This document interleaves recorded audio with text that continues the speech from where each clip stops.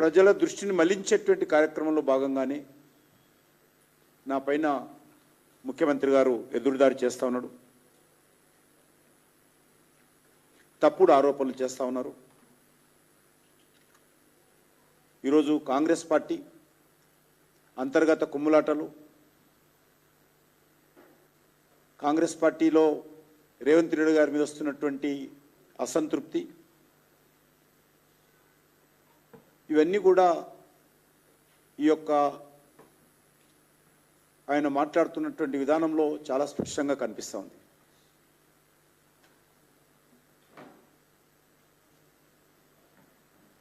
భారతీయ జనతా పార్టీనో మమ్మల్ని బ్లాక్మెయిల్ చేసినంత మాత్రాన, బెదిరించినంత మాత్రాన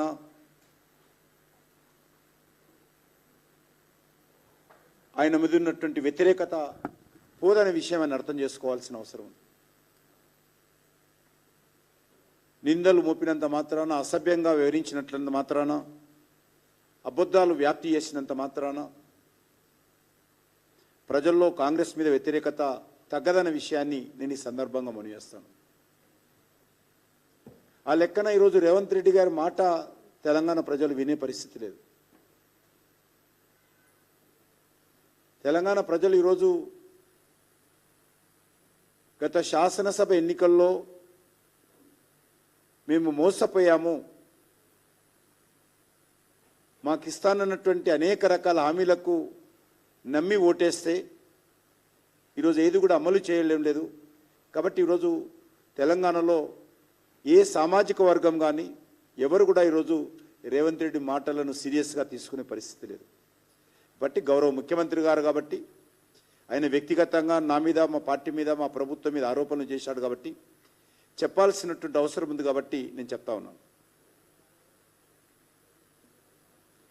నిధులు రావడానికి రాష్ట్రంలో, ఏ రాష్ట్రంలో అయినా ఒక నిర్దిష్టమైనటువంటి కార్యాచరణ ప్రణాళిక ఉంటుంది. ఎవరైనా దానికి లోబడి రూపకల్పన చేసుకోవాల్సిన అవసరం ఉంటుంది. పెద్ద గొంతేసుకొని మాట్లాడినంత మాత్రాన ఈరోజు సమస్యలు పరిష్కారం కావు. తెలంగాణ రాష్ట్రంలో గత 10 సంవత్సరాలుగా బీజేపీ ప్రభుత్వము, మోడీ గారి నాయకత్వంలో ఏం చేశామనే విషయము, సుమారు 10 లక్షల కోట్ల రూపాయల సంబంధించినటువంటి కార్యక్రమాల వివరాలన్నిటిని కూడా రిపోర్ట్ టు పీపుల్ పేరు మీద 2.5 గంటల పాటు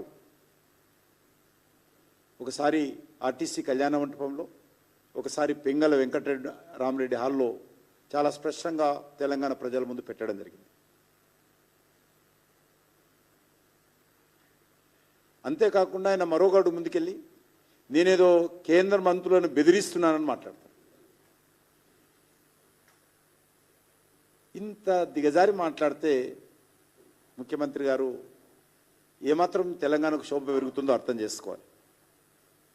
ఇవి దిగజారుడు, దివాలకోరు ఆరోపణలు తప్ప ముఖ్యమంత్రి స్థాయికి తెగవని మనం చేస్తున్నాం.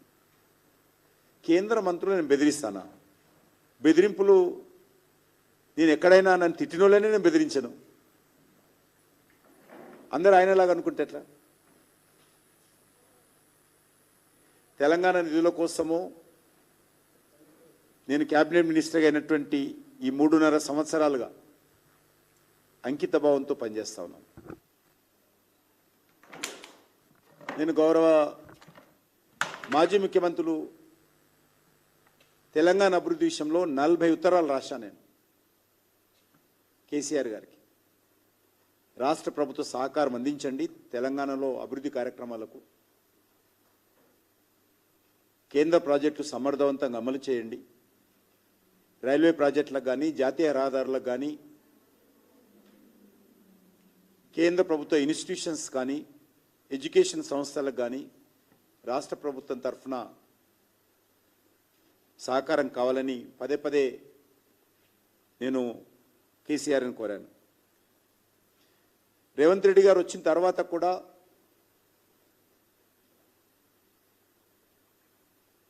త్రిపుల రింగ్ రోడ్డు విషయంలో కావచ్చు, రైల్వే ప్రాజెక్టుల విషయంలో కావచ్చు, వీరు కూడా ఉత్తరాలు రాశాను నేను.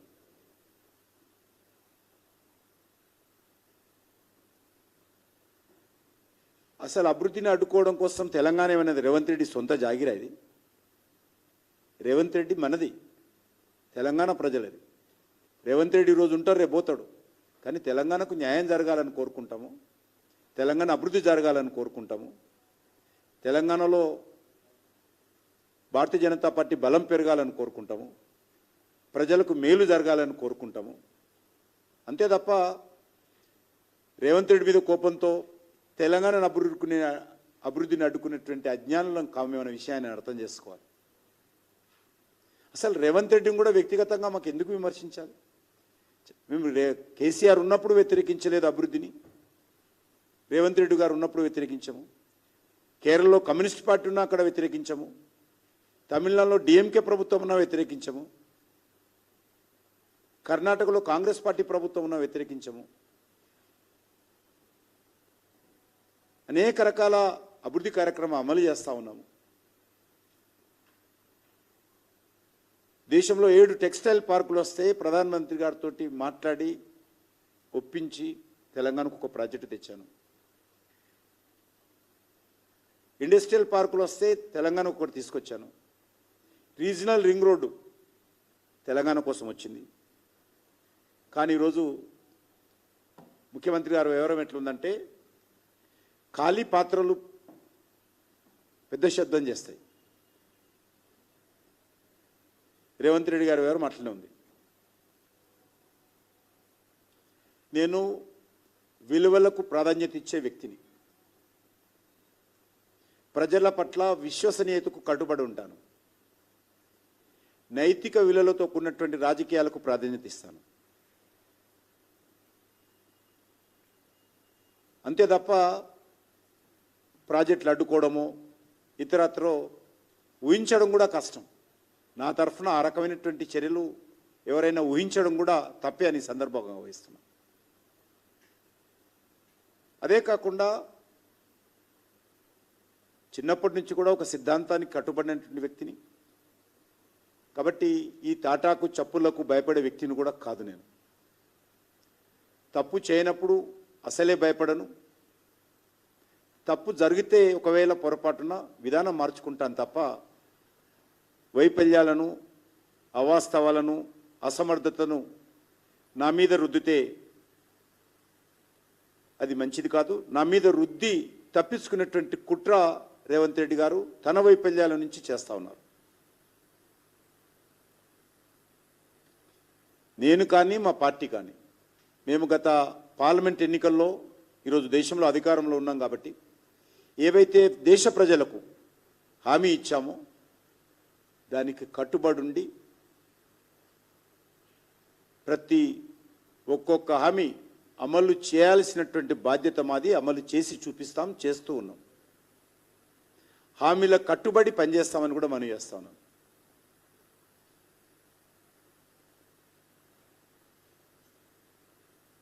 కాంగ్రెస్ పార్టీ అనేక రకాల హామీలతో అధికారంలోకి వచ్చింది. వాటిని అమలు చేయాల్సినటువంటి బాధ్యత కాంగ్రెస్ పార్టీది. ఈరోజు అభయహస్తం పేరుతో ఇంత పెద్ద మేనిఫెస్టోలు ప్రకటించారు.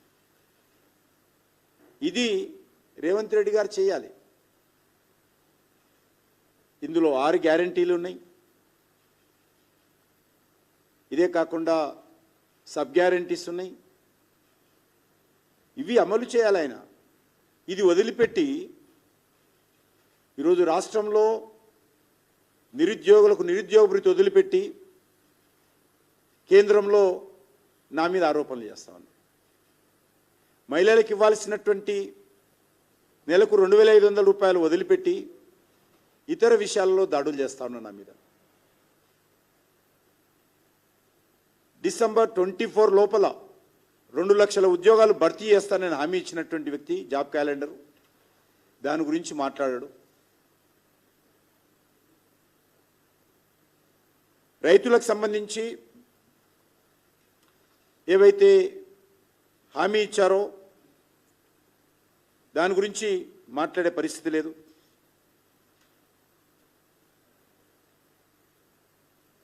ఇందిరమ్మ రైతు భరోసా ఎకరానికి 15,000 రైతులకు, కౌలు రైతులకు 15,000, రైతు కూలీలకు 12,000, 10 పంటల పైన 500 బోనసు, అదనపు బోనసు.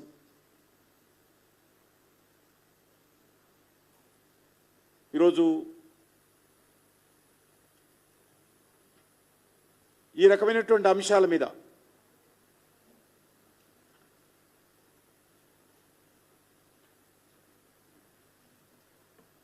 ఇల్లు లేని వాళ్ళందరూ కూడా 5 లక్షల రూపాయలు ఇంటి స్థలము, విద్యార్థులకు 5 లక్షల విద్యా భరోసా కార్డు, పెన్షన్లు 4,000 రూపాయలు. వీటి మీద ఆయన ఆలోచన చేసి మాట్లాడితే బాగుంటుంది.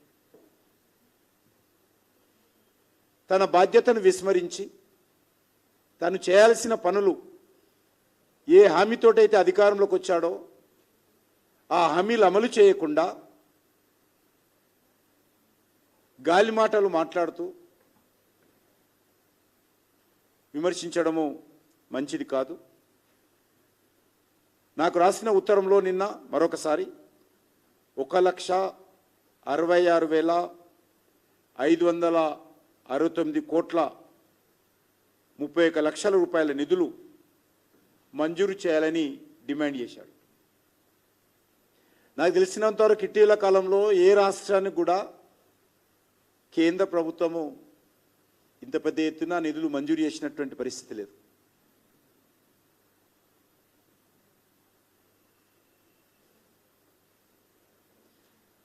ఇన్ని లక్షల కోట్ల రూపాయలు కేంద్ర ప్రభుత్వం దగ్గర రెడీగా ఉండే పరిస్థితి కూడా ఉండదు. అంతేకాకుండా నేను అడుగుతాను ముఖ్యమంత్రి గారిని, మీరు 1,66,000 కోట్ల రూపాయలు అడుగుతున్నారు కదా, మరి రాష్ట్ర ప్రభుత్వం బడ్జెట్లో ఈ ప్రాజెక్టులకు ఎన్ని కేటాయింపులు చేశారో చెప్పాల్సినటువంటి అవసరం ఉంది.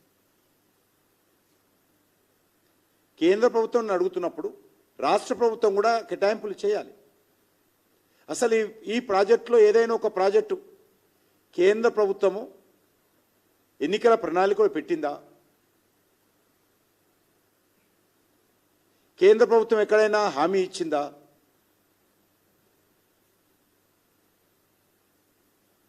ఈరోజు ముఖ్యమంత్రి గారి స్టేట్మెంట్ చూసి ఆయన నా మీద ఇచ్చిన స్టేట్మెంట్ చూసి సీనియర్ ఆఫీసర్సే నవ్వుకునేటువంటి పరిస్థితి ఏర్పడింది.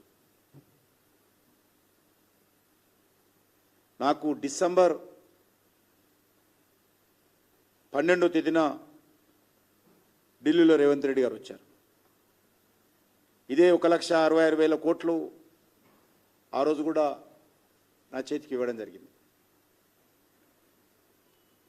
సీఎం గారు ఏ అంశాలైతే పొందుపరిచారో, ఏ మంత్రిత్వ శాఖకి సంబంధించినటువంటి వివరాలు నాకు ఇచ్చారో వాటన్నిటిని కూడా ఆయా మంత్రులకు విభజించి నేను స్వయంగా ఆయన 23వ తారీఖు జనవరి 23వ తారీఖు నాడు నితిన్ గడ్కరీ గారికి, అశ్విని వైష్ణవ్ గారికి, మనోలాల్ ఖట్టర్ గారికి, జలశక్తి మంత్రి సిఆర్ పాటిల్ గారికి నేను 23 జనవరి స్వయంగా నేను ఉత్తరాలు రాశాను.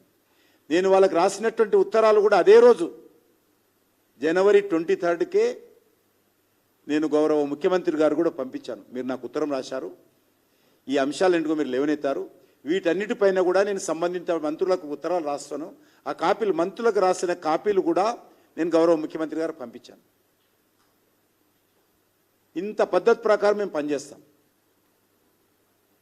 వాస్తవం ఈ రకంగా ఉంటే నా బాధ్యతని నెరవేర్చలేదని, నేను ప్రాజెక్టులను అడ్డుకుంటున్నానని ముఖ్యమంత్రి ఒక వితండవాదము చేసేటువంటి ప్రయత్నం చేస్తూ ఉన్నారు. ముఖ్యమంత్రి నాకు ఉత్తరం రాసి 2.5 నెలలైంది. ఈ 2.5 నెలల్లో ప్రాజెక్టులను మంజూరు అవుతాయా? 1,55,000 కోట్ల రూపాయలు ప్రాజెక్టులు మంజూరు అవుతాయా? అసలు ఏం మాట్లాడుతున్నారు గౌరవ ముఖ్యమంత్రి గారు? రీజనల్ రింగ్ రోడ్ గురించి రాశారు. రీజనల్ రింగ్ రోడ్డు అసలు తయారు చేసిందే ప్రాజెక్టు మేము. నేను వ్యక్తిగతంగా ఇనిషియేటివ్ తీసుకొని మంజూరు చేయించినటువంటి ప్రాజెక్ట్ అది. ప్రధానమంత్రి గారిని ఒప్పించి చేశాను. దీని విషయంలో నేను కేసీఆర్ గారికి అనేక ఉత్తరాలు రాశాను, మీకు కూడా ఇప్పుడు కాపీలు ఇస్తున్నాను. అందులో రోడ్డుకు సంబంధించి భూసేకరణ ఏదైతే చేస్తామో దాంట్లో 50% రాష్ట్ర ప్రభుత్వం భరించాలని అగ్రిమెంట్ చేసుకున్న తర్వాత దానికి డబ్బులు జమ చేయాలని చెప్పి కేంద్ర ప్రభుత్వం అనేక సార్లు గౌరవ ముఖ్యమంత్రిగా ఉన్నటువంటి కేసీఆర్ గారికి అడిగితే బడ్జెట్లో కేటాయింపులు చేసి కూడా ఆ రోజు కేసీఆర్ గారు నిధులు కేటాయించలేదు. ఆ విషయంలో 10 సార్లు నేను ఉత్తరాలు రాశాను. రేవంత్ రెడ్డి గారు ముఖ్యమంత్రి అయిన తర్వాత కూడా రాశాను. రీజనల్ రింగ్ రోడ్డు కావాల్సినటువంటి భూసేకరణకు సంబంధించి రాష్ట్ర ప్రభుత్వము నిధులు జమ చేయండి అని చెప్పి నేను రేవంత్ రెడ్డి గారికి ఉత్తరం రాశాను.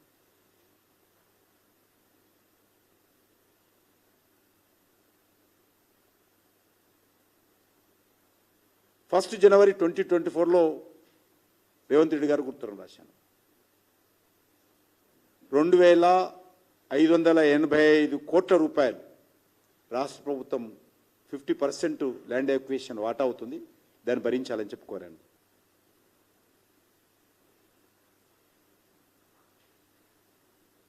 ఇప్పటి వరకు రాష్ట్ర ప్రభుత్వము రింగ్ రోడ్డుకు సంబంధించి 100 కోట్ల రివాల్వింగ్ ఫండ్ పెట్టింది.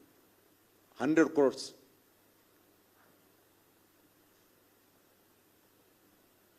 రాష్ట్ర ప్రభుత్వ బడ్జెట్ అది ఈరోజు వరకు. దీనికి సంబంధించి నేను ఈ మధ్యలోనే ఈ వివాదం రాకముందే నేను వరుసగా లాస్ట్ మంత్ జనవరిలో ఫిబ్రవరిలో నితిన్ గడ్కరీ గారితో అనేక సార్లు రోడ్డు రవాణా శాఖ మంత్రితో మాట్లాడాను. త్వరలో అది మంజూరు కాబోతుంది. రేవంత్ రెడ్డి కోసం మంజూరు కాదు, రేవంత్ రెడ్డి గారు అడిగారని మంజూరు కాదు.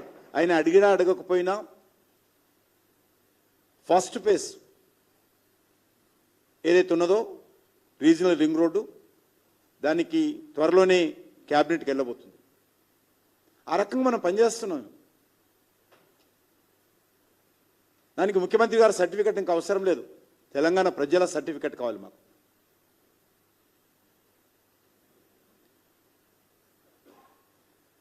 ఫస్ట్ ఫేజ్ కాగానే ముఖ్యమంత్రి గారు బాధ్యత చేపట్టిన తర్వాత ఏం స్టేట్మెంట్ ఇచ్చారు? సెకండ్ ఫేజ్ మేమే చేస్తాము, కేంద్రం చేయకూడదని చెప్పి సొంతంగా కన్సల్టెన్సీ పెట్టి గతంలో చేసినటువంటి రూట్ అంతా మార్చుకొని గందరగోళం చేసి చివరకు మళ్ళీ ఇప్పుడు మాట మారుస్తున్నారు. మేమే చేసుకుంటాము, రాష్ట్ర ప్రభుత్వ నిధులతోటే ఫేజ్ 2 రీజనల్ రింగ్ రోడ్ చేసుకుంటామని చెప్పి అన్ని పత్రికల్లో వార్తలు వచ్చింది. దానికి సంబంధించినటువంటి కన్సల్టెన్సీ కూడా అపాయింట్మెంట్ చేశారు. వాళ్ళ పని కూడా జరుగుతూ ఉంది. అది రాష్ట్ర ప్రభుత్వ పరిధిలో జరుగుతూ ఉంది, కేంద్ర ప్రభుత్వ పరిధిలో కాదు. ఒకవేళ మేము కట్టాలన్నప్పుడు వాళ్ళ కన్సల్టెన్సీ అపాయింట్ చేయాల్సిన అవసరం లేదు. టెండర్ వేసి, అది కూడా టెండర్ వేసి కన్సల్టెన్సీ అపాయింట్ చేశారు. ఇంత వ్యవహారం నడుపుతూ మళ్ళీ పార్టీ మీద ఆరోపణ చేయడము, ప్రభుత్వం మీద ఆరోపణ చేయడం మంచిది కాదు. మెట్రో విషయం కూడా మాట్లాడుతూ ఉన్నారు. కేసీఆర్ గారు ఉన్నప్పుడే సెకండ్ ఫేజ్ మెట్రో కేంద్ర ప్రభుత్వాన్ని పంపించారు.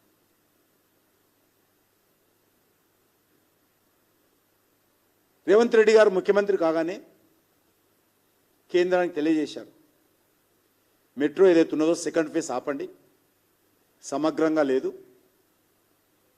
మేము ఆ మెట్రోని అంతా కూడా మారుస్తాము అని చెప్పి ఆయన 4th జనవరి 2024 డిసెంబర్లో ఆయన వారు బాధ్యతలు చేపట్టారు. జనవరి 4th ఢిల్లీకి వచ్చి ఫస్ట్ టైం నాటి urban development minister Hardeep Singh puri గారిని కలిసి మా ప్రాజెక్ట్ ఆపండి, మేము కొత్త ప్రతిపాదనలు ఇస్తామని చెప్పారు.